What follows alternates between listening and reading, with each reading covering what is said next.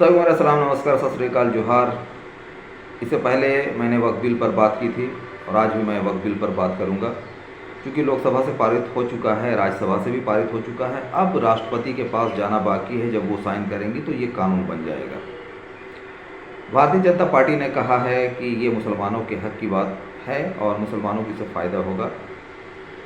जो भी पॉइंट्स है उसमें कुछ पॉइंट्स ऐसे हैं जिससे साफ जाहिर होता है कि बीजेपी की जो मंशा है वो सही नहीं है।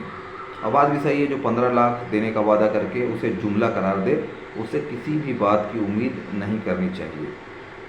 तो मुसलमानों को इस बात को समझ लेना चाहिए कि इस बिल के पास होने के बाद जब कब्जा बीजेपी का होगा तो फिर उसकी मनमानी नहीं चलेगी। दूसरा ये है कि एक सवाल आता है कि इतने लंबे टाइम तक वक्फ बोर्ड के पास संपत्ति दे, लेकिन मुसलमानों के हक में काम नहीं किया गया। ये बात को मैं मानता हूँ, लेकिन मैं अपनी चीज़ों को किसी दूसरे के हाथ में देने के बाद अपने डेवलपमेंट की नीति कैसे बना सकता हूँ? तो दूसरे के हाथों में जाने के बाद उम्मीद और ख़त्म हो जाती है। अब इसका प्रभाव क्या पड़ेगा उस पर मैं कुछ बातें करूँगा। इसका प्रभाव ये है कि सबसे पहले तो जहाँ जहाँ इलेक्शन होने वाले हैं, अब ये देखना है कि जो मुस्लिम कम्युनिटी के लोग हैं, जो इन सेकुलर पार्टियों के वोटर्स मुस्लिम हैं या कुछ ऐसे नेता मुस्लिम हैं जो इनके साथ हैं, क्योंकि चाहे नीतीश बाबू हो या नायडू बाबू हो, इन लोगों ने समर्थन किया है वक्फ बिल का, भाजपा का समर्थन किया है और वक्फ बिल जो है मुस्लिम विरोधी है। तो जब मुस्लिम विरोधी काम में ये संलिप्त है साथ में, अगर मुस्लिम इनको सपोर्ट करते हैं तो मैं समझता हूँ कि उन्हें अपने ज़मीर को झांकना चाहिए। कुछ लोगों के इन्फॉर्मेशंस आ रहे हैं, जैसे आजसू से कुछ लोगों ने छोड़ा है झारखंड से, जदयू से भी कुछ नेता छोड़ रहे हैं जो मुस्लिम हैं। ये उनका अपना निजी मामला हो सकता है। अगर मैं किसी ऐसी पार्टी में होता तो कब का छोड़ चुका होता। ये इनका क्या होगा आने वाले टाइम में, ये इलेक्शन बताएगा।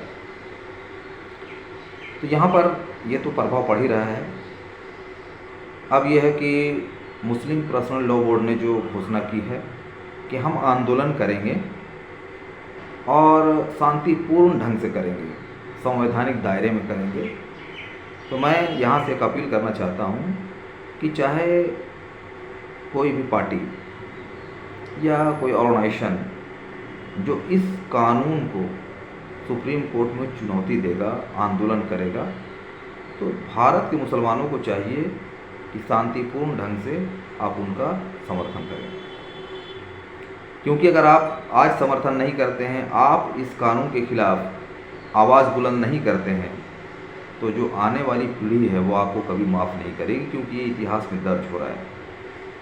कहा जाता है कि हमारे अंदर जितनी सलाहियत है, हमें उस सलाहियत से ही जो काम होते हैं उसे कर देना चाहिए। एक और अपील मैं करना चाहूँगा कि जो मुसलमान हैं जिन्हें बात समझ में नहीं आई वो समझने की कोशिश करें इस बिल के बारे में, और किसी भी तरह की हरकत ऐसी ना करें जिससे आम जनता के बीच में एकता, अखंडता ये बिगड़े, आपसी भाईचारा बिगड़े।